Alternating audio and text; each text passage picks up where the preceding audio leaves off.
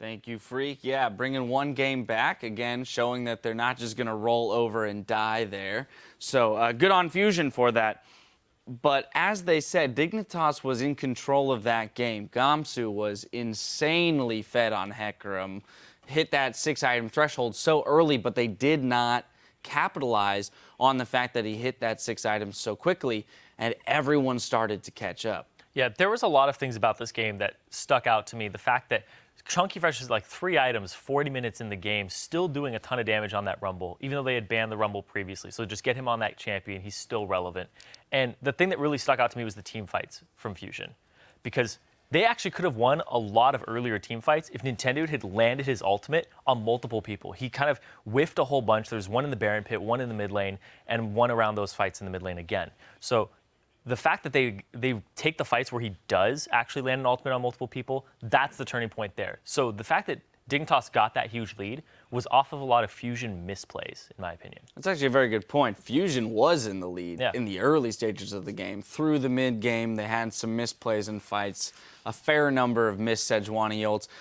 I feel like those Sejuani ults were too targeted, one individual. Right? Yeah. It was an attempt to snipe one person as opposed to taking, the approach of like, let me throw it out, get that slow on multiple people. It's at least more effective. I think that's what he ended up doing in the end. He's like, okay, I just need to peel for Nien, and then we'll win the team fight off of that. So using it more for a peeling tool, the tank wall instead of the back line, is the easier way to execute things, and it does pay off in this team. Now, Jat mentioned picks and bans a little bit, saying, pointing out the Alistair in that first rotation for Dignitas. I do agree, it seems a little odd to me. However, with those targeted bans at Kiwi Kid, Annie, and Kennen, it kind of points to, is his champion pool deep enough? Why is there such a high priority on Alistair here in this game? I think, go ahead. I'm unsure about that too. I mean, maybe he only plays 3 champions, but my guess is that Alistar is a good pick. Even though it's not too good into Janet, but you do have some kill pressure.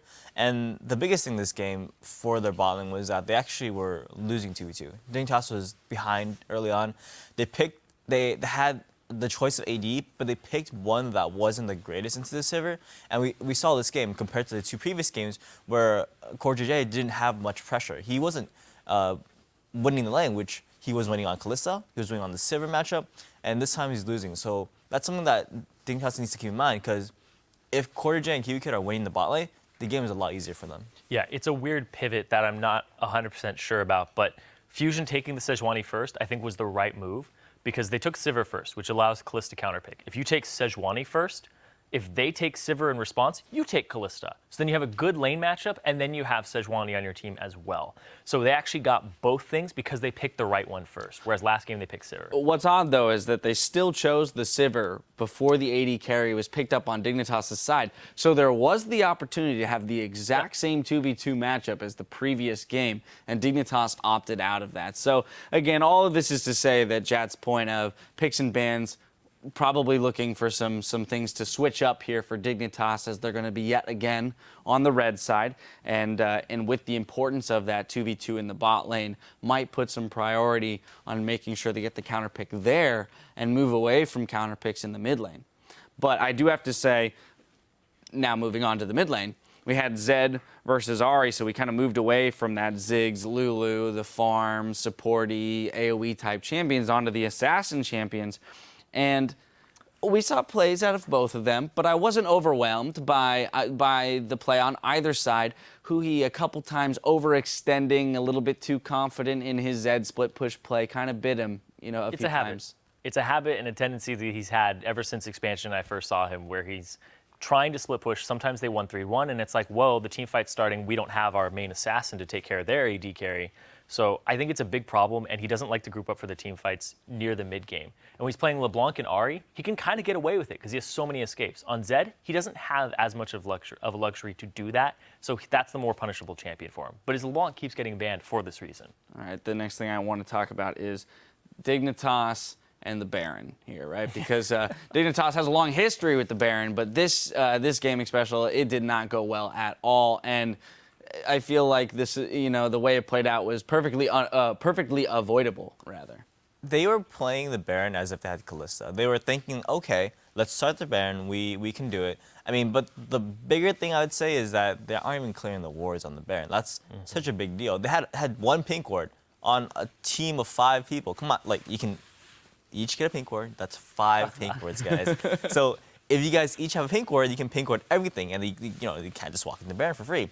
But they let Fusion have a ward on Baron, saw what they're doing, went on them, got engaged on, lost the Baron, lost the game. It's just, that's not how you play Baron. You need some more vision. You need to make sure they don't have vision either. Yeah, they had sweepers up too, which was just really confusing because they started, then they swept it, and it was like, oh, okay, I guess we're seeing now, which is really kind of just, you do the steps 1, 2, and 3. You don't go 1, 3, and 2. Yeah. No, vision play actually was a pretty big factor in this game, and we've ignored it a little bit in the previous games. But yeah, again here, moving into that Baron, they had 2 wards down to Fusion's 6 or 7, and it was a pretty huge discrepancy there, which is surprising to see from the LCS team, right? When you talk about categorizing differences between LCS teams and challenger teams, I think a lot of what people would go to is vision control and objective play. And here, Dignitas was not illustrating a higher level of expertise around those objectives. That's actually what happens when you have a new jungler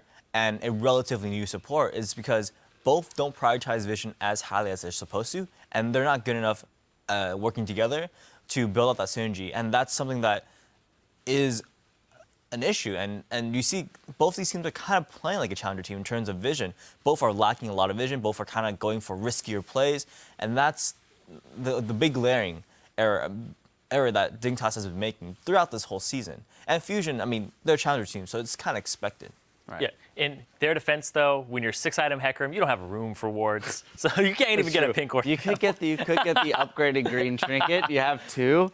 I do want to jump into our replay. We're going to go to that final Baron fight there that sealed the deal and got Fusion back into the game and ultimately the win. So we're going to pull that up on your screens right now. Zarina, I'm going to let you take this one. So this is actually the very confusing fight for me because they have the Hecarim in the base, and he starts his TP to home guard immediately in, and his target actually gets out of the pit before he's able to nail him down, and Nintendo holds his Sejuani ultimate until the backline and frontline are kind of merged together. So as we roll this clip out, you're going to see how it gets executed. There's about 4,000 HP on it before Zingy jumps in, so it's out of kill range, and they immediately peel off, and they form the line.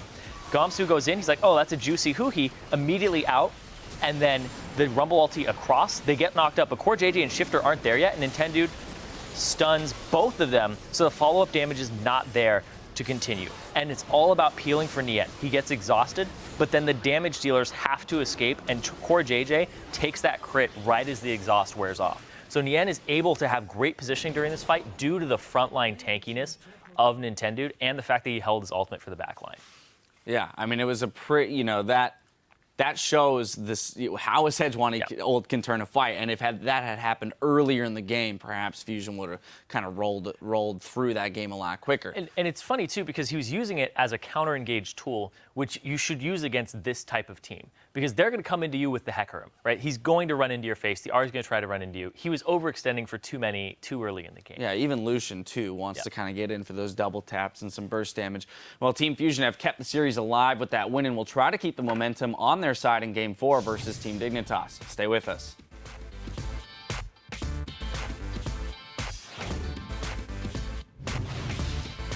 Two games down. Yeah. This is what they make movies about. Yeah. True. We had to make the games exciting. They would have never made a movie about us if we just 3-0 dig. Yeah, you know. Nice ulti from Hecarim. Fears up 3, and Huhi is going to be the first kill. Now Gamsu forced to run away, but he's going to die off. Nintendo gets the kill credit on this one. Jay got Lucian. We can fight this. I'm ulting. Nice. Shifter. I'm on Alistair. Shifter. Zac and Alistar. I got Zac. Nice. Nice. Wait, you flash probably. Nice. Okay. Rumble. Oh my god, Holy Gamsu. shit. Wow. Oh my God. Nice. These guys are trading kills back and forth. The crit! Nien with a double kill. And a chase down. Kiwi Kid gonna be his 3rd. Picks it up. Fusion actually pulls the comeback. We're going to Game 4.